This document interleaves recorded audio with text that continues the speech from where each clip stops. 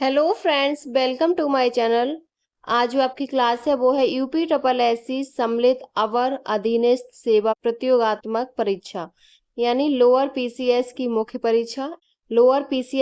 परीक्षा पर्यावरण पारिस्थितिकी एवं आपदा प्रबंधन विज्ञान एवं प्रौद्योगिकी और आपके अध्यावार अध्ययन सामग्री एवं प्रश्न कोश और आपके इसमें सभी पीवाईक्यू हैं यानी पिछली परीक्षाओं में पूछे हुए सभी क्वेश्चन हैं जो यूपी ट्रिपल एससी ने अभी तक जो आपका लेखपाल हुआ था 2026 में तब तक आपके इसमें क्वेश्चन हैं। तो सबसे पहले आप हमारे चैनल को सब्सक्राइब कर लीजिए। तो चलिए शुरू करते हैं आज की अपनी क्लास।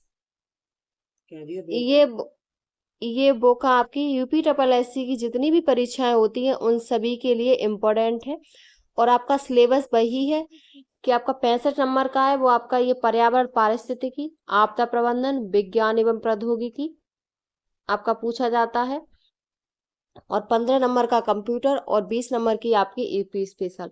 तो इसमें जो आपके सब्जेक्ट है वो पर्यावरण पारिस्थितिकी आपदा प्रबंधन विज्ञान एवं प्रौद्योगिकी और ये आपका सब्जेक्ट है जिसमें भारत का इतिहास एवं भारतीय राष्ट्रीय आंदोलन भारतीय राज्य व्यवस्था भारत का विश्व का भूगोल अर्थव्यवस्था सामाजिक विकास ग्राम समाज एवं विकास राष्ट्रीय और अंतर्राष्ट्रीय महत्व की समसामयिक घटनाएं विज्ञान एवं प्रौद्योगिकी पर्यावरण पारिस्थितिकी एवं आपदा प्रबंधन डाटा इंटरप्रिटेशन सामान्य हिंदी। ये 65 नंबर में आपका पूछा जाएगा। 15 नंबर का आपका कंप्यूटर और 20 नंबर की आपकी यूपी स्पेशल पूछी जाएगी और आपके टोटल 100 क्वेश्चन होंगे और 100 ही आपके अंक होंगे और 2 घंटे आपके मिलेंगे यानी 120 मिनट। चलिए शुरू करते हैं आज की अपनी क्लास। सबसे पहले जो आपका चैप्टर है पहला वो है आपका पर्यावरणीय सुरक्षा एवं पारिस्थितिकी तंत्र। इस चैप्टर से संबंधित आपके जो भी परीक्षा उपयोगी प्रश्न हैं वो हैं। तो आपका पहला क्वेश्चन है कि खाद्य श्रृंखला के क्रमिक पोषी स्तरों पर रसायनों का संचय कहलाता है। जैव आवर्धन जैव संचय जैव विविधता और सुपोषण या उपरोक्त में से कोई नहीं। ये क्वेश्चन आपका यूपी ट्रिपल एससी लेखपाल मेंस 2026 में पूछा है जो आपका अभी 21 मई को जो लेखपाल का पेपर हुआ था उसमें। तो इसमें जो ऑप्शन सही है वो आपका बायो मैग्निफिकेशन है यानी जैव आवर्धन है। ये ऑप्शन आपका करेक्ट है। जैव आवर्धन इसका तात्पर्य खाद्य श्रृंखला में उच्च पोषक स्तर पर मौजूद जीवों के ऊतकों में विषैले पदार्थों जैसे पारा या डीडीटी की बढ़ती सांद्रता से है। तो ए ऑप्शन आपका करेक्ट है। नेक्स्ट क्वेश्चन है कौन सा सिद्धांत यह कहता है कि दो बहुत करीब से संबंधित प्रजातियां जो एक ही तरह के संसाधनों के लिए प्रतिस्पर्धा कर रही हैं अनिश्चित काल तक एक साथ नहीं रह सकती। तो वो गॉस का नियम कहता है। बी ऑप्शन करेक्ट है। ये भी आपका लेखपाल में पूछा हुआ क्वेश्चन है 21 मई को। तो गॉस का नियम अपवर्जन सिद्धांत के रूप में भी जाना जाता है। कहता है कि समान निकेत वाली दो प्रजातियां जिसका अर्थ है कि वे बिल्कुल समान संसाधनों के लिए एक ही तरीके से प्रतिस्पर्धा करती हैं एक स्थिर वातावरण में सह अस्तित्व में नहीं रह सकती। तो बी ऑप्शन करेक्ट है। नेक्स्ट क्वेश्चन है भारत में निम्नलिखित में से किस विधान के अंतर्गत तटीय विनियमन क्षेत्र अधिसूचित किया गया है। तो ये जो अधिसूचित किया गया है वो आपका पर्यावरण संरक्षण अधिनियम 1986 के तहत किया गया है। ये क्वेश्चन भी आपका लेखपाल में पूछा हुआ है। नेक्स्ट क्वेश्चन है पारिस्थितिकी में पहचाने गए जैव विविधता की क्षति यानी हानि के लिए जिम्मेदार ईविल क्वार्टेट में आवासीय क्षति अतिदोहन विदेशी प्रजातियों का आक्रमण और निम्नलिखित शामिल है। तो ये किसमें शामिल है। ये जो शामिल है वो आपका सह विलुप्तता प्रक्रिया में शामिल है। डी ऑप्शन करेक्ट है। ये भी आपका यूपी ट्रिपल एससी लेखपाल 2026 में पूछा हुआ क्वेश्चन है। ईविल क्वार्टेट शब्द का प्रयोग जेरेड डायमंड ने उन 4 प्राथमिक तरीकों का वर्णन करने के लिए किया जो निम्न है। पर्यावास का नुकसान और विखंडन अतिशोषण विदेशी प्रजातियों का आक्रमण और सह विलुप्ति। तो आपका डी ऑप्शन करेक्ट है। नेक्स्ट क्वेश्चन है कीस्टोन प्रजाति शब्द किसने गढ़ा था। ये सब आपके लेखपाल में जो अभी तक आपके क्वेश्चन चल रहे हैं वो सभी आपके लेखपाल में पूछे हुए हैं 2026 में। कीस्टोन प्रजाति रॉबर्ट टी पेन ने गढ़ा था। ए ऑप्शन आपका करेक्ट है 1969 में। नेक्स्ट क्वेश्चन है एक अंतर्राष्ट्रीय आंदोलन जिसका उद्देश्य पर्यावरण की समस्या से संबंध होकर विश्व को बचाना है वो कौन सा है। तो वो ग्रीन पीस है। ये आपका लोअर द्वितीय 2018 में पूछा हुआ क्वेश्चन है। ग्रीन पीस पर्यावरण संरक्षण से संबंधित एक अंतर्राष्ट्रीय आंदोलन है जिसका प्रमुख उद्देश्य पर्यावरण की समस्याओं से संबंध होकर विश्व को बचाना है। इसकी स्थापना वर्ष 1971 में कनाडा के वैंकूवर में की गई। प्रारंभ में इसका उद्देश्य अमेरिका द्वारा अलास्का से किए जाने वाले नाभिकीय परीक्षण का विरोध करना था। ग्रीन पीस का वर्तमान अंतर्राष्ट्रीय मुख्यालय एम्स्टर्डम में स्थित है, नीदरलैंड में। ग्रीन पीस इंडिया की स्थापना मई 2001 में हुई थी। इसका मुख्यालय बेंगलुरु कर्नाटक में स्थित है। नेक्स्ट क्वेश्चन है, निम्नलिखित में से कौन सा अजैविक नहीं है? ये आपका लोअर एग्जाम 2019 में पूछा है, तो कवक नहीं है। पानी, हवा, मृदा सब अजैविक है, लेकिन कवक आपका जैविक है, तो डी ऑप्शन करेक्ट है। नेक्स्ट क्वेश्चन है, परितंत्र के दो मूल घटक हैं, तो वो आपके जीवी और अजैवी हैं। परितंत्र के दो मूल घटक। और 1935 में एजी टेंसले द्वारा परितंत्र की संकल्पना प्रस्तावित की गई। टेंसले के अनुसार परितंत्र के दो मूल घटक हैं जिसमें उसकी रचना होती है अजैविक और जैविक। ये क्वेश्चन आपका गन्ना पर्यवेक्षक 2016 में पूछा हुआ है। नेक्स्ट क्वेश्चन है, सर्वप्रथम पारिस्थितिकी तंत्र शब्द का प्रयोग किया, तो ये एजी टेंसले ने किया 1935 में। पौधे, जीव जंतु एवं भौतिक पर्यावरण को सामूहिक रूप से पारिस्थितिकी तंत्र कहा जाता है। पारिस्थितिकी वह विज्ञान है जिसके अंतर्गत किसी क्षेत्र में रहने वाले विभिन्न जीवों के परस्पर संबंध और भौतिक पर्यावरण से उनके संबंधों का अध्ययन किया जाता है। ए ऑप्शन आपका करेक्ट है। नेक्स्ट क्वेश्चन है, पृथ्वी के पारिस्थितिकी तंत्रों पर मानवीय मांग का माप क्या है? तो इसका पारिस्थितिकी पद चिन्ह है। ये आपका यूपीएससी फॉरेस्ट गार्ड एग्जाम 2025 में पूछा हुआ क्वेश्चन है। नेक्स्ट क्वेश्चन है, निम्नलिखित में से कौन सा जीव पारिस्थितिकी तंत्र में आप घटक के रूप में कार्य करता है? तो वो आपका बैक्टीरिया और कवक है। ये आपका 2024 में पूछा हुआ क्वेश्चन है। जीव पारिस्थितिकी तंत्र में बैक्टीरिया और कवक आप घटक के रूप में कार्य करते हैं। यह मृत कार्बनिक पदार्थों को तोड़कर तत्वों और अणुओं को मुक्त करते हैं और उनका पुनर्चक्रण करते हैं, जिससे पोषक तत्व वापस मिट्टी में आ जाते हैं, जिससे पौधे और अन्य जीव उन्हें पुनः प्राप्त कर सकते हैं। यह प्रक्रिया पारिस्थितिकी तंत्र में पोषक तत्वों के संतुलन को बनाए रखने के लिए आवश्यक है, तो आपका ए ऑप्शन करेक्ट है। नेक्स्ट क्वेश्चन है, जल चक्र के पीछे मुख्य प्रेरक शक्ति है। इसमें जो ऑप्शन सही है वो आपका डी सोलर रेडिएशन है। जब जल चक्र पृथ्वी की सतह पर ऊपर और नीचे जल की निरंतर गति को दर्शाता है, यह चक्र जल के वितरण और पुनर्चक्रण को सुनिश्चित करता है, जिससे विभिन्न रूपों और पारिस्थितिक प्रक्रियाओं के लिए उपलब्ध होता है। तब जल चक्र प्रक्रिया सौर विकिरण से प्राप्त और ऊर्जा द्वारा संचालित एक गतिशील प्रणाली है। जल चक्र में 4 प्रमुख चरण होते हैं, बाष्पीकरण, संघनन, बर्षण और संग्रहण। आपका इसमें डी ऑप्शन करेक्ट है। नेक्स्ट क्वेश्चन है, पारिस्थितिकी तंत्र से संबंधित निम्नलिखित में से कौन सा कथन सही है? तो पहला है कथन, गैर जैव निम्नीकरणीय पदार्थ पारिस्थितिकी तंत्र के विभिन्न सदस्यों को हानि पहुंचाते हैं। दूसरा है, गैर जैव निम्नीकरणीय पदार्थ जैविक प्रक्रियाओं द्वारा विघटित होते हैं। तीसरा है, गैर जैव निम्नीकरण पदार्थ कभी भी पर्यावरण में उपस्थित नहीं रहते। तो इसमें जो ऑप्शन सही है वो केवल डी सही है, केवल कथन आपका एक सही है, तो डी ऑप्शन आपका सही है। पारिस्थितिकी तंत्र एक निश्चित क्षेत्र में उपस्थित सजीव एवं निर्जीव वस्तुओं का समूह है जिनके साथ वे अंतःक्रिया करते हैं। पारिस्थितिकी शब्द की प्रेरणा अर्नेस्ट हेकल है। पारिस्थितिकी विज्ञान में जीवों और उनके पर्यावरण के बीच के संबंधों का अध्ययन किया जाता है, तो डी ऑप्शन आपका करेक्ट है। नेक्स्ट क्वेश्चन है, पारिस्थितिकी तंत्र से संबंधित निम्नलिखित में से कौन सा कथन सही है? पहला है, यूवी विकिरण जीवों के लिए हानिकारक नहीं है। दूसरा है, वायुमंडल के उच्च स्तरों पर ओजोन ऑक्सीकरण अणु पर क्रिया करने वाले यूवी विकिरण का एक उत्पाद है। तीसरा है कि वायुमंडल में ओजोन की मात्रा 1980 में तीव्रता से घटने लगी है। तो इसमें जो ऑप्शन सही है वो आपके 2 और 3 सही हैं, आपका बी ऑप्शन करेक्ट है। नेक्स्ट क्वेश्चन है,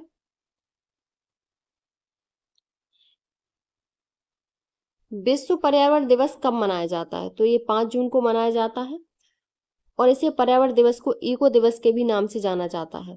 पहली बार इसको 5 जून 1974 को पहला विश्व पर्यावरण दिवस मनाया गया था, तो आपका ए ऑप्शन करेक्ट है। ये क्वेश्चन आपका आरआरबी ग्रुप डी 2018 में पूछा हुआ क्वेश्चन है। नेक्स्ट क्वेश्चन है, संयुक्त राष्ट्र पर्यावरण संरक्षण अभिकरण की स्थापना कब की गई? तो ये दिसंबर 1970 में की गई, 2 दिसंबर 1970 को। डी ऑप्शन करेक्ट है। नेक्स्ट क्वेश्चन है, पर्यावरण अध्ययन के संदर्भ में CER किसे संदर्भित करता है? तो CER सर्टिफाइड इमिशन रिडक्शन को संदर्भित करता है। ये आपका RRB NTPC स्टेज फर्स्ट में पूछा हुआ 2016 में क्वेश्चन है। नेक्स्ट क्वेश्चन है, भारत में संयुक्त राष्ट्र पर्यावरण कार्यक्रम UNEP का कार्यालय कहाँ स्थित है? तो ये नई दिल्ली में है। और संयुक्त राष्ट्र पर्यावरण कार्यक्रम संयुक्त राष्ट्र के पर्यावरण संबंधी गतिविधियों का नियंत्रण करता है। UNEP संयुक्त राष्ट्र की एक एजेंसी है। इसकी स्थापना 5 जून 1972 में संयुक्त राष्ट्र मानव पर्यावरण सम्मेलन के परिणाम स्वरूप की गई थी। इसका उद्देश्य मानव पर्यावरण को प्रभावित करने वाले सभी मामलों में अंतर्राष्ट्रीय सहयोग को बढ़ाना, पर्यावरण संबंधी जानकारी का संग्रहण, मूल्यांकन एवं पारस्परिक सहयोग सुनिश्चित करना है। इसका मुख्यालय नैरोबी केन्या में स्थित है। तो बी ऑप्शन करेक्ट है। नेक्स्ट क्वेश्चन है, भारत ने कौन से वर्ष में पहली बार क्योटो प्रोटोकॉल पर हस्ताक्षर किया और अपना समर्थन दिया? तो ये अगस्त 2002 को दिया। ये क्वेश्चन NTPC 2021 में पूछा हुआ है। क्योटो प्रोटोकॉल एक अंतर्राष्ट्रीय समझौता है। ये ग्रीन हाउस गैसों के उत्सर्जन को कम करने से संबंधित है। क्योटो प्रोटोकॉल जापान के क्योटो शहर में 11 दिसंबर 1997 को हुए UNFCCC के तीसरे सम्मेलन में क्योटो प्रोटोकॉल को स्वीकार किया गया। यह प्रोटोकॉल 16 फरवरी 2005 को प्रभावी तौर पर लागू हुआ। भारत ने 26 अगस्त 2002 को क्योटो प्रोटोकॉल हस्ताक्षर कर अपना अनुसमर्थन दिया। तो सी ऑप्शन करेक्ट है। नेक्स्ट क्वेश्चन है, 1998 में अनुमोदित कौन सा कन्वेंशन पीड़कनाशियों और खतरनाक रसायनों के वैश्विक व्यापार में साझा जवाबदेही और सहयोग को प्रोत्साहित करके पर्यावरण एवं मानव स्वास्थ्य की सुरक्षा का प्रयास करता है? ऑप्शन है पेरिस समझौता, रॉटरडैम कन्वेंशन, तीसरा है बेसल कन्वेंशन और स्टॉकहोम कन्वेंशन। तो है आपका रॉटरडैम कन्वेंशन। रॉटरडैम कन्वेंशन है जो खतरनाक रसायनों और कीटनाशकों के अंतर्राष्ट्रीय व्यापार में साझा जवाबदेही और सहयोग को बढ़ावा देता है ताकि पर्यावरण और मानव स्वास्थ्य की रक्षा की जा सके। यह कन्वेंशन 10 सितंबर 1998 को अपनाया गया और 24 फरवरी 2004 को लागू हुआ। तो आपका इसमें बी ऑप्शन करेक्ट है। नेक्स्ट क्वेश्चन है, जैव विविधता पर कन्वेंशन किस वैश्विक सम्मेलन का परिणाम था? तो ये पृथ्वी शिखर सम्मेलन 1992 का था। बी ऑप्शन आपका करेक्ट। नेक्स्ट क्वेश्चन है, पर्यावरण की गुणवत्ता के संरक्षण एवं सुधार के लिए पर्यावरण संरक्षण अधिनियम कितने वर्ष में लागू हुआ? तो 1986 में हुआ। यह अधिनियम मई 1986 में अधिनियम किया गया और यह 19 नवंबर 1986 को लागू हुआ। इस अधिनियम का मुख्य उद्देश्य क्या था? तो पर्यावरण संरक्षण और प्रदूषण नियंत्रण से संबंधित मुद्दों को संबोधित करते हुए पर्यावरणीय संसाधनों की सुरक्षा, संरक्षण और वृद्धि के लिए कानूनी ढांचा प्रदान करना था। डी ऑप्शन आपका करेक्ट है। नेक्स्ट क्वेश्चन है, रियो शिखर सम्मेलन 1992 और इसके अनुवर्ती सम्मेलनों का मुख्य लक्ष्य क्या था? तो इसका लक्ष्य था सभी पारिस्थितिक तंत्रों में सतत विकास। ये question RRB paramedical stage second में आपका 2025 में पूछा हुआ क्वेश्चन है। आपका सी ऑप्शन करेक्ट है। रियो शिखर सम्मेलन 1992 और इसके अनुवर्ती सम्मेलनों का मुख्य लक्ष्य पर्यावरण और विकास के मुद्दों पर अंतर्राष्ट्रीय कार्रवाई के लिए एक व्यापक एजेंडा तैयार करना और वैश्विक पर्यावरणीय मुद्दों का समाधान करना तथा सतत विकास को बढ़ावा देना था। सी ऑप्शन आपका करेक्ट है। नेक्स्ट क्वेश्चन है, 1992 में पृथ्वी शिखर सम्मेलन के दौरान सतत विकास के उद्देश्य से पारित एक घोषणा एजेंडा 21 में 21 का अर्थ क्या है? तो इसका अर्थ था 21वीं शताब्दी। तो 1992 में आयोजित पृथ्वी शिखर सम्मेलन को रियो सम्मेलन भी कहा जाता है। यह सम्मेलन 3 से 14 जून 1992 तक ब्राजील के रियो डी जेनेरियो में आयोजित हुआ। इस सम्मेलन में पारित किया गया एजेंडा 21 सतत विकास के संबंध में संयुक्त राष्ट्र के गैर बाध्यकारी स्वेच्छा से लागू की जाने वाली कार्य योजना है। एजेंडा 21 का अर्थ है कि 21वीं शताब्दी में पारिस्थितिक और आर्थिक विकास को बल प्रदान करना है। सी ऑप्शन करेक्ट है। नेक्स्ट क्वेश्चन है, UNEP का पूर्ण रूप क्या है? RRB ग्रुप डी 2022 में पूछा हुआ क्वेश्चन है। तो इसका पूर्ण रूप है United Nations environmental programme. D option आपका करेक्ट है। इसकी स्थापना 1972 में की गई थी। नेक्स्ट क्वेश्चन है, 1987 में UNEP क्लोरोफ्लोरोकार्बन के उत्पादन को 1986 के स्तर पर रोकने के लिए एक समझौता करने में सफल रहा। UNEP का पूर्ण रूप क्या है? तो ये है United Nations environment programme. Next question है,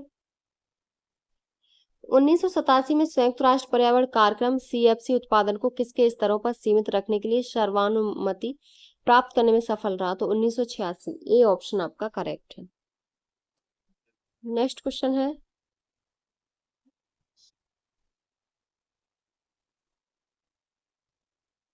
निम्नलिखित में से किसका संबंध वैश्विक पर्यावरणीय समस्याओं को कम करने से है? तो वो UNCED है। ये क्वेश्चन RRB NTPC 2021 में पूछा हुआ है, ए ऑप्शन सही है। जून 1992 में रियो डी जेनेरियो में आयोजित संयुक्त राष्ट्र पर्यावरण एवं विकास सम्मेलन UNCED का संबंध वैश्विक पर्यावरणीय समस्याओं से है। वर्ष 1992 में रियो डी जेनेरियो में हुए सम्मेलन को पृथ्वी सम्मेलन के रूप में जाना जाता है। आपका ए ऑप्शन करेक्ट है। नेक्स्ट क्वेश्चन है, संयुक्त राष्ट्र द्वारा पर्यावरण एवं विकास स्तर पर की गई घोषणा को मंजूरी किस वर्ष दी गई? तो ये 1992 में दी गई, ए ऑप्शन करेक्ट है। अगला क्वेश्चन है, पर्यावरण की रक्षा के लिए पहला आधिकारिक अंतर्राष्ट्रीय कदम निम्नलिखित में से कौन सा था? तो वो स्टॉकहोम सम्मेलन था, जो 5 जून 1972 को संयुक्त राष्ट्र संघ द्वारा स्टॉकहोम स्वीडन में आयोजित किया गया। इसमें 119 देशों ने भाग लिया था और एक ही धरती के सिद्धांत को सर्वमान्य तरीके से मान्यता प्रदान की गई। इसी सम्मेलन में प्रतिवर्ष 5 जून को विश्व पर्यावरण दिवस मनाने की घोषणा की गई और इस सम्मेलन के दौरान संयुक्त राष्ट्र पर्यावरण कार्यक्रम UNEP का शुभारंभ हुआ। सी ऑप्शन आपका करेक्ट है। नेक्स्ट क्वेश्चन है, 1992 में ब्राजील में आयोजित हुई United Nations conference on environmental and development को किस नाम से जाना जाता है? तो इसको पृथ्वी शिखर सम्मेलन के नाम से जाना जाता है, बी ऑप्शन आपका करेक्ट है। नेक्स्ट क्वेश्चन है,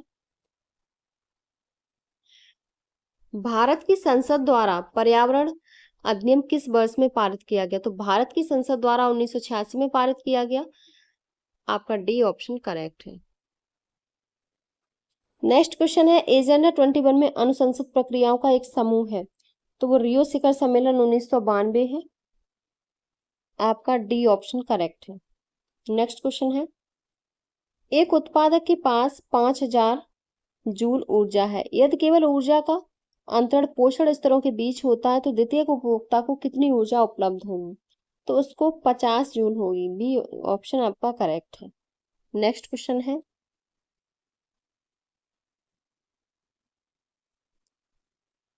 एक तालाब की बायोलॉजी ट्रिप के दौरान विद्यार्थियों ने शैवाल, मछली, मेंढक, जल और पत्थरों का अवलोकन किया। निम्नलिखित में से कौन सा इन घटकों को सर्वोत्तम रूप से वर्गीकृत करता है? तो शैवाल, मछली और मेंढक जीवी हैं, जल और पत्थर अजैवी हैं, तो आपका ए ऑप्शन सही है। नेक्स्ट क्वेश्चन है, बेलांचली वन किस प्रकार के परितंत्र से सर्वाधिक संबंधित हैं? तो वो आर्द्र भूमि परितंत्र से सर्वाधिक संबंधित है, सी ऑप्शन आपका करेक्ट है।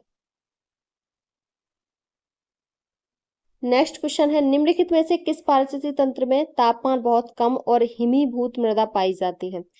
तो ये टुंड्रा में पाई जाती है। टुंड्रा पारिस्थितिकी तंत्र में तापमान बहुत कम और हिमा आच्छादित मृदा पाई जाती है। टुंड्रा क्षेत्र एक वृक्ष विहीन बायोम है जो आर्कटिक क्षेत्रों और उच्च ऊंचाई वाले पर्वत शिखरों पर पाया जाता है, तो आपका डी ऑप्शन करेक्ट है। नेक्स्ट क्वेश्चन है, किसी पारिस्थितिक तंत्र में अपना भोजन स्वयं उत्पादित करने वाले जीवों का वर्णन करने के लिए किस शब्द का प्रयोग किया जाता है? तो उत्पादक का प्रयोग किया जाता है, डी ऑप्शन आपका करेक्ट है। नेक्स्ट क्वेश्चन है,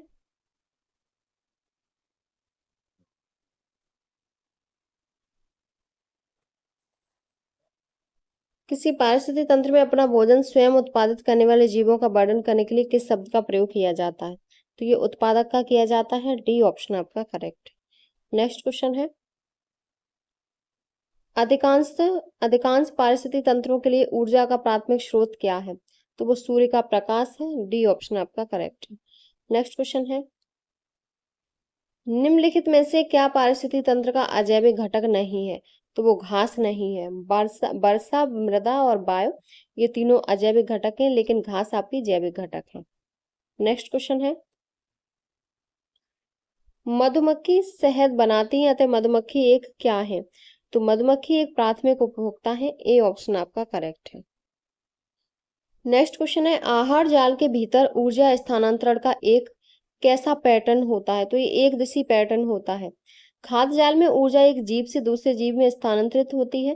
खाद्य जाल खाद्य श्रृंखला से मिलकर बना होता है, ए ऑप्शन आपका करेक्ट है। नेक्स्ट क्वेश्चन है, परितंत्र के घटकों के संबंध में निम्नलिखित में से कौन से सही है? तो पहला है जीवित जैव अजैविक घटक, मिट्टी जैविक घटक, खनिज अजैविक घटक। तो इसमें जो सही है वो आपका केवल सी सही है कि खनिज अजैविक घटक, और आपके सब गलत हैं, तो आपका सी ऑप्शन ही करेक्ट है। पेड़ पौधे तथा जीव जंतु जैविक घटक तथा वायु जल सौर ऊर्जा ताप प्रकाश मृदा खनिज जलवायु आदि निर्जीव कारक यानी कि अजैविक घटक के उदाहरण हैं, तो आपका सी ऑप्शन करेक्ट है। नेक्स्ट क्वेश्चन है, ये आपका आरआरबी टेक्नीशियंस ग्रेड थर्ड में 2024 में पूछा हुआ क्वेश्चन है कि खाद्य श्रृंखला में पोषी स्तर के बारे में निम्नलिखित में से कौन सा सही है? तो वो आपका स्वपोषी या उत्पादक प्रथम पोषी स्तर पर होते हैं, ए ऑप्शन आपका करेक्ट है। नेक्स्ट क्वेश्चन है, निम्नलिखित में से कौन सी सवाना पारिस्थितिकी तंत्र में पाई जाने वाली मुख्य प्रजाति है? तो वो हाथी है, बी ऑप्शन करेक्ट है। सवाना पारिस्थितिकी तंत्र घास के मैदानों द्वारा विशेषायुक्त है जिनमें बिखरे हुए पेड़ और झाड़ियां हैं। हाथी पूरी तरह सवाना पर्यावरण के अनुकूल है। उनके बड़े कान उन्हें अपने शरीर के तापमान को नियंत्रित करने में मदद करते हैं और उनकी मोटी त्वचा उन्हें कांटेदार झाड़ियों और कीड़े के काटने से बचाती है। उनके पास एक मजबूत सूंड भी होती है जिसका उपयोग भोजन इकट्ठा करना, पानी पीना, अन्य हाथियों के साथ संवाद करने में मदद करती है। तो आपका बी ऑप्शन करेक्ट है। नेक्स्ट क्वेश्चन है, निम्नलिखित में से कौन सा एक प्राकृतिक पारिस्थितिकी तंत्र है? तो वो वन है जो प्राकृतिक पारिस्थितिकी तंत्र है, सी ऑप्शन आपका करेक्ट है। नेक्स्ट क्वेश्चन है, उद्यान एक पारिस्थितिकी तंत्र है क्योंकि इसमें रहने वाले जीव एक दूसरे के साथ परस्पर क्रिया करते हैं और अजैविक घटकों से प्रभावित होते हैं। तो आपका सी ऑप्शन करेक्ट है, इसीलिए उद्यान एक पारिस्थितिकी तंत्र है। नेक्स्ट क्वेश्चन है, निम्नलिखित में से कौन सी श्रेणी उपभोक्ताओं का वर्ग नहीं है? मांस भक्षी, उत्पादक परजीवी और शाक भक्षी। तो राइट ऑप्शन है उत्पादक। पारिस्थितिक तंत्र में उपभोक्ता वे जीव होते हैं जो अपना भोजन नहीं बनाते बल्कि दूसरे जीवों को खाते हैं। इसके अंतर्गत शाक भक्षी, परजीवी, मांस भक्षी आदि जीव आते हैं। उत्पादक उपभोक्ता की श्रेणी के अंतर्गत नहीं आते। ये जीव प्रकाश संश्लेषण की प्रक्रिया से भोजन तैयार करते हैं। उदाहरण है शैवाल, लाइकेन, हरे पेड़ पौधे आदि। नेक्स्ट क्वेश्चन है, हरे पौधे और कुछ बैक्टीरिया पारिस्थितिकी तंत्र में कौन सी भूमिका निभाते हैं? तो ये उत्पादक की भूमिका निभाते हैं, ए ऑप्शन आपका करेक्ट है। नेक्स्ट क्वेश्चन है, यदि पारिस्थितिकी तंत्र में अपघटक न हो तो मृत पौधों और जंतुओं का क्या होगा? तो वे बने रहेंगे और मृदा की प्राकृतिक पुनःपूर्ति में बाधा आएंगी। आपका सी ऑप्शन करेक्ट है। नेक्स्ट क्वेश्चन है, निम्नलिखित में से कौन से कथन परितंत्र से संबंधित हैं? तो पहला है इसमें जीवधारियों से युक्त जैविक घटक सम्मिलित होते हैं। दूसरा है सभी हरे पौधे और कुछ जीवाणु उत्पादक होते हैं। तीसरा है अपघटक जटिल कार्बनिक को सरल कार्बनिक पदार्थ में विघटित कर देते हैं। तो इसमें जो सही है वो आपके तीनों कथन सही है, 1 2 3, बी ऑप्शन आपका करेक्ट है, तीनों कथन सही है। नेक्स्ट क्वेश्चन है, गलत युग्म का चयन करें। पहला है प्राथमिक उपभोक्ता द्वितीय पोषण स्तर, स्वपोषी प्रथम पोषण स्तर, छोटे मांसाहारी तृतीय पोषण स्तर और जीवाणु चतुर्थ पोषण स्तर। तो इसमें जो सही है वो आपका, जो इसमें जो गलत है वो आपका जीवाणु चतुर्थ पोषण स्तर नहीं होता, डी ऑप्शन आपका गलत है। एक पारिस्थितिक तंत्र की खाद्य श्रृंखला में जीवों का अंतिम समूह जीवाणु और कवक है जिन्हें जैव अपघटक कहा जाता है। खाद्य श्रृंखला में प्रत्येक स्तर को पोषी स्तर के रूप में जाना जाता है। इसके स्तर हैं स्वपोषी प्रथम पोषण स्तर, प्राथमिक उपभोक्ता द्वितीय पोषण स्तर, छोटे मांसाहारी तृतीय पोषण स्तर और उच्च मांसाहारी चतुर्थ पोषण स्तर, न कि जैविक चतुर्थ पोषण स्तर। तो आपका डी ऑप्शन सही था। नेक्स्ट क्वेश्चन है, किसी परितंत्र में कौन सा जैविक घटक सबसे अधिक संख्या में मौजूद होता है? प्राथमिक उपभोक्ता, द्वितीय उपभोक्ता, उत्पादक और तृतीय उपभोक्ता। तो इसमें जो है वो आपका परितंत्र में विभिन्न जैविक घटक शामिल होते हैं जैसे उत्पादक, प्राथमिक उपभोक्ता, द्वितीय उपभोक्ता, तृतीय उपभोक्ता और अपघटक। एक बड़े परितंत्र में प्राथमिक उपभोक्ता की संख्या सबसे ज्यादा होती है। प्रथम श्रेणी के उपभोक्ताओं की संख्या उत्पादकों की संख्या प्राथमिक या मूल उत्पादकों की संख्या से कम होती है और इसी प्रकार द्वितीय व तृतीय उपभोक्ताओं की संख्या कम होती जाती है। और इसमें आपका जो आयोग ने जो इसका आंसर माना था, आयोग ने ए इसका विकल्प माना था। ए ऑप्शन आपका कि प्राथमिक उपभोक्ता, जो सबसे ज्यादा जैविक घटक सबसे अधिक संख्या में मौजूद होते हैं वो प्राथमिक उपभोक्ता होते हैं। नेक्स्ट क्वेश्चन है, स्थलीय परितंत्र में हरे पौधे द्वारा सौर ऊर्जा का कितना % ग्रहण किया जाता है? तो ये 1% ग्रहण किया जाता है। पत्ती पर पड़ने वाले सूर्य के प्रकाश का 83% पत्ती द्वारा अवशोषित कर लिया जाता है। अवशोषित 12% परावर्तित तथा 5% परगत होता है। 83% अवशोषित होने वाले भाग का केवल 4% भाग ही पर्णहरिम द्वारा प्रकाश संश्लेषण के लिए उपयोग किया जाता है, जो हरे पौधे की पत्तियों पर पड़ने वाले प्रकाश का मात्र 1% होता है। तो आपका डी ऑप्शन करेक्ट है। आरआरबी एएलपी स्टेज फर्स्ट 2024 में पूछा हुआ क्वेश्चन है। नेक्स्ट क्वेश्चन है, एक पारिस्थितिकी तंत्र की खाद्य श्रृंखला और उससे होने वाले ऊर्जा प्रवाह से संबंधित कुछ कथन नीचे दिए गए, गलत कथन का चयन कीजिए। तो जीव का पोषी स्तर जितना निम्न होता है उसमें उतनी ही कम ऊर्जा होती है, ये गलत है आपका। तो आपका यही गलत है, तो सी ऑप्शन ही होगा। पारिस्थितिकी तंत्र के दो घटकों उत्पादक एवं उपभोक्ता में बांटा गया है। खाद्य ऊर्जा का स्थानांतरण बहुउद्देशीय होता है। खाद्य जाल में दो या दो से अधिक खाद्य श्रृंखलाएं शामिल हो सकती हैं। खाद्य तंत्र के वैकल्पिक रास्ते जो खाद्य कड़ी में नहीं होते पारिस्थितिकी तंत्र की स्थिरता बनाए रखते हैं। खाद्य कड़ी के प्रत्येक स्तर पर उपभोक्ता को केवल 10% संचित ऊर्जा को अपने शरीर में भार में रूपांतरित करता है। किसी भी पारिस्थितिकी तंत्र के प्राथमिक उत्पादकों को अत्यधिक ऊर्जा मिलेगी। पारिस्थितिकी तंत्र के पोषी स्तर के निम्न जीवों को सबसे अधिक ऊर्जा मिलेगी। तो इसमें सी आपका ऑप्शन सत्य नहीं है और आपके तीनों सत्य हैं। नेक्स्ट क्वेश्चन है, पारिस्थितिकी तंत्र में विभिन्न पोषी स्तरों के माध्यम से ऊर्जा प्रवाह है, तो प्रत्येक उच्चतर पोषी स्तर के साथ कम हो जाता है। बी ऑप्शन आपका करेक्ट है। नेक्स्ट क्वेश्चन है, इनमें से कौन सा एक कृत्रिम पारिस्थितिकी तंत्र है जो मानव निर्मित है? तो आपकी फसली खेती वो मानव निर्मित है, जबकि वन, तालाब, झील प्राकृतिक पारिस्थितिकी तंत्र है। पारिस्थितिकी तंत्र एक ऐसा भौगोलिक क्षेत्र है जहाँ पौधे, जानवर और अन्य जीव इसके साथ मौसम व परिदृश्य जीवन बनाने के लिए काम करते हैं। तो आपका डी ऑप्शन करेक्ट है। नेक्स्ट क्वेश्चन है, पर्यावरण के विभिन्न घटकों के बीच ऊर्जा के प्रवाह के संबंध में निम्नलिखित में से कौन सा कथन गलत है? तो वो आपका हरे पौधे पत्तियों पर पड़ने वाली सौर ऊर्जा में से लगभग 10% को अवशोषित करते हैं, तो ये आपका गलत है। 10% को अवशोषित नहीं करते, ये 1% को करते हैं। 1% को ग्रहण करते हैं और इसे प्रकाश संश्लेषण के माध्यम से खाद्य ऊर्जा में परिवर्तित करते हैं। यह ऊर्जा भोजन के रूप में रासायनिक ऊर्जा में परिवर्तित हो जाती है। तो आपका डी ऑप्शन करेक्ट है। नेक्स्ट क्वेश्चन है, इनमें से कौन सा पारिस्थितिकी तंत्र का एक अजैविक घटक है? तो वो आपकी मृदा है। ए ऑप्शन करेक्ट है। पारिस्थितिकी तंत्र के मुख्य रूप से 3 घटक होते हैं, अजैविक घटक, जैविक घटक और ऊर्जा संघटक।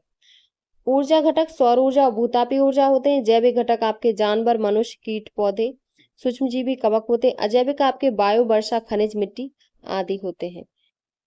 तो ए ऑप्शन करेक्ट है। नेक्स्ट क्वेश्चन है, स्वपोषी अपने भोजन का संग्रहण किस रूप में करते हैं?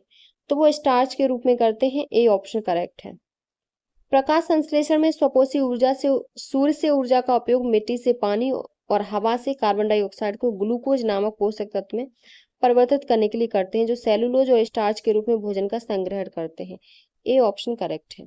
नेक्स्ट क्वेश्चन है, छोटे मांसाहारी या द्वितीयक उपभोक्ता किस स्तर पर आते हैं? तो ये तीसरे स्तर पर आते हैं। आपका बी ऑप्शन करेक्ट है। नेक्स्ट क्वेश्चन है, निम्न में से कौन से पहले पोषी स्तर पर होते हैं? तो वो आपके उत्पादक होते हैं सबसे पहले। ये आपका आरआरबी ग्रुप डी 2022 में पूछा हुआ क्वेश्चन है। नेक्स्ट क्वेश्चन है, नीचे दिए गए जीवों में से शीर्ष शिकारी का चयन कीजिए। गरुड़, टिड्डा, चूहा और अजगर। तो गरुड़ है सबसे पहले, टिड्डा, चूहा, अजगर और गरुड़।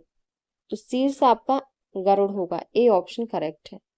ये आपका आरआरबी ग्रुप डी 2022 में, आरआरबी एनटीपीसी 2016 में पूछा हुआ क्वेश्चन है। नेक्स्ट क्वेश्चन है, एक स्वपोषी पारिस्थितिकी तंत्र से क्या अभिप्राय है? तो इससे अभिप्राय है कि कार्बनिक द्रव्य पीढ़ी दर पीढ़ी लगभग स्थिर रहती है। तो आपका डी ऑप्शन आपका करेक्ट है। नेक्स्ट क्वेश्चन है, ऊर्जा अंतरण के 10% नियम का प्रतिपादन किसके द्वारा किया गया था? तो ये जो किया गया था वो रेमंड लिंडमैन के द्वारा किया गया था। जब किसी पारतंत्र में निम्न पोषण स्तर से उच्च पोषण स्तर में ऊर्जा का प्रवाह होता है तो 90% ऊर्जा वातावरण में ही विलीन हो जाती है। मात्र 10% ऊर्जा अगले पोषण स्तर को पहुंच पाती है। इसे रेमंड लिंडमैन का 10% का नियम कहा जाता है। आपका डी ऑप्शन करेक्ट है। नेक्स्ट क्वेश्चन है, इकोलॉजी शब्द किसने गढ़ा था? तो ये अर्नेस्ट हैकल ने गढ़ा था 1866 में। इकोलॉजी शब्द ग्रीक भाषा के दो शब्दों ओइकस और लोगस से मिलकर बना है। ओइकस का अर्थ है घर और लोगोस का अर्थ है अध्ययन, अर्थात पारिस्थितिक परिवार या तंत्र का अध्ययन। नेक्स्ट क्वेश्चन है, संरचनात्मक दृष्टिकोण से सभी पारिस्थितिक तंत्रों में जैविक और अजैविक घटक शामिल होते हैं। निम्नलिखित में से कौन सा पारिस्थितिक तंत्र का जैविक घटक है? तो वो आपका हरे पौधे हैं, वो आपका जैविक घटक है। डी ऑप्शन आपका करेक्ट। नेक्स्ट क्वेश्चन है, इनमें से कौन पारिस्थितिक तंत्र का जैविक संघटक नहीं है? तो वो आपका जो नहीं है वो आपका जलवायु नहीं है। डी ऑप्शन आपका करेक्ट है। नेक्स्ट क्वेश्चन है, प्रकृति के क्लीनर्स इनमें से कौन है? तो वो विघटक हैं। विघटक या अपघटक प्रकृति के क्लीनर्स यानी सफाई कर्मी कहलाते हैं, क्योंकि ये सूक्ष्म जीव होते हैं जो पौधे एवं जंतुओं के मृत शरीर के जटिल कार्बनिक यौगिक को साधारण यौगिक में अपघटित कर देते हैं। अपघटन एक महत्वपूर्ण प्रक्रिया है क्योंकि यह एक मृतोपजीवी पारिस्थितिक तंत्र में जैविक सामग्री को पुनर्नवीनीकरण करने की अनुमति देती है। तो आपका सी ऑप्शन करेक्ट है। नेक्स्ट क्वेश्चन है, निम्न में से कौन सा सर्वाहारी नहीं है? तो चूहा, चींटी, भालू ये सर्वाहारी है, लेकिन आपका सांप है वो मांसाहारी है। तो आपका डी ऑप्शन करेक्ट है। नेक्स्ट क्वेश्चन है, पारिस्थितिकी तंत्र की संकल्पना को किसने परिभाषित किया? तो ये आर्थर टैंसले ने। पारिस्थितिकी तंत्र की संकल्पना को आर्थर टैंसले ने परिभाषित किया। सभी जीव अपने वातावरण के साथ एक विशिष्ट तंत्र का निर्माण करते हैं जिसे पारिस्थितिकी तंत्र कहते हैं। जीवों और वातावरण के इस पारस्परिक संबंध को पारिस्थितिकी तंत्र कहा जाता है। पारिस्थितिक तंत्र के 3 घटक होते हैं, ऊर्जा संघटक, जैविक, अजैविक। ए ऑप्शन करेक्ट है। नेक्स्ट क्वेश्चन है, साधारण पदार्थों से स्वयं भोजन बनाने वाले जीवों को क्या कहा जाता है? तो इसे स्वपोषी कहा जाता है। स्वपोषी वे सजीव हैं जो साधारण अकार्बनिक अणुओं या पदार्थों से अपना भोजन स्वयं बनाते हैं। स्वपोषी जीवों के अंतर्गत पादपों को सम्मिलित किया जाता है जो सूर्य के प्रकाश की उपस्थिति में प्रकाश संश्लेषण की क्रिया के माध्यम से अपना भोजन स्वयं बनाते हैं। कुछ जीव मृत जीवों और वस्तुओं से अपना भोजन प्राप्त करते हैं जिन्हें मृतोपजीवी कहते हैं, जैसे मशरूम, ईस्ट। जो जीव अपने भोजन के लिए अन्य जीवों पर निर्भर करते हैं उन्हें परपोषी जैसे हेटरोट्रॉप्स कहा जाता है, जैसे मनुष्य, कुत्ता, बिल्ली इत्यादि। सी ऑप्शन करेक्ट है। नेक्स्ट क्वेश्चन है, रासायनिक तत्वों विशेष रूप से नाइट्रोजन, फास्फोरस मिश्रित यौगिक तत्वों से पारिस्थितिक तंत्र इकोसिस्टम की संपन्नता को कहते हैं। तो इसको यूट्रोफिकेशन कहते हैं। ए ऑप्शन करेक्ट है। तो इसको यूट्रोफिकेशन कहते हैं। रासायनिक तत्व विशेष रूप से नाइट्रोजन तथा फास्फोरस मिश्रित यौगिक तत्वों से पारिस्थितिक तंत्र की संपन्नता को सुपोषण यूट्रोफिकेशन कहते हैं, क्योंकि इनकी अधिक मात्रा के कारण जलीय निकाय के अवयवों का विकास अधिक होता है तथा ऑक्सीजन के जमाव में कमी होती है। नेक्स्ट क्वेश्चन है, सुपोषण किसके कारण होता है? तो ये नाइट्रेट और फॉस्फेट के कारण होता है। बी ऑप्शन आपका करेक्ट है। नेक्स्ट क्वेश्चन है, उन पशुओं को क्या कहा जाता है जो पौधों और पशुओं दोनों को खाते हैं? तो उनको सर्वाहारी कहा जाता है। जो पशु केवल पौधे व वनस्पतियों से अपना भोजन ग्रहण करते हैं उनको शाकाहारी। जो केवल मांस पर निर्भर रहते हैं उन पशुओं को मांसाहारी। और जो पशु पौधे और पशुओं दोनों से भोजन ग्रहण करते हैं उनको सर्वाहारी कहते हैं। तो आपका सी ऑप्शन करेक्ट है। नेक्स्ट क्वेश्चन है, वह संकीर्ण क्षेत्र जहाँ भूमि, जल और वायु मिलते हैं उसे क्या कहा जाता है? तो उसको जैव मंडल कहा जाता है। सी ऑप्शन आपका करेक्ट है। वह संकीर्ण क्षेत्र जहाँ भूमि, जल और वायु मिलते हैं उसे जैव मंडल कहा जाता है। जैव मंडल पृथ्वी की सतह पर या उसके आसपास का वह स्थान है जहाँ जीवित जीव रहते हैं। यह स्थलमंडल, वायुमंडल एवं जलमंडल में विभाजित है। आपका सी ऑप्शन करेक्ट। ये आपका लास्ट क्वेश्चन है आज की क्लास का। उस प्रकार की पोषण का नाम बताएं जिसमें जीव अपना पोषण मृत और विघटनशील पदार्थों में विलयन के रूप में प्राप्त करते हैं। तो मृतोपजीवी पोषण है। पोषण की वह प्रक्रिया जिसमें जीव मृत जंतुओं और पौधों के शरीर से अपना भोजन अपने शरीर की सतह द्वारा घुलित कार्बनिक पदार्थों के रूप में अवशोषित करते हैं, उसे मृतजीवी पोषण कहते हैं, जैसे कवक, बैक्टीरिया और कुछ प्रोटोजोआ में पोषण। तो डी ऑप्शन आपका करेक्ट है। ये क्वेश्चन आपके पारिस्थितिकी एवं वन्यजीव से संबंधित आपके क्वेश्चन हो गए। आगे जो आपके क्वेश्चन इसमें हैं इस चैप्टर में, वो आपके नेक्स्ट क्लास में कंप्लीट होंगे। तो ये क्लास आपकी यूपी ट्रिपल एससी के सभी एग्जाम के लिए इम्पोर्टेंट है, और इस यूपी लेखपाल का जो एग्जाम हुआ था 2026 में, तब तक आपके आए हुए प्रश्न हैं। तो अगर आपको हमारी वीडियो पसंद आई हो तो प्लीज़ चैनल को like, subscribe, share and comment करें।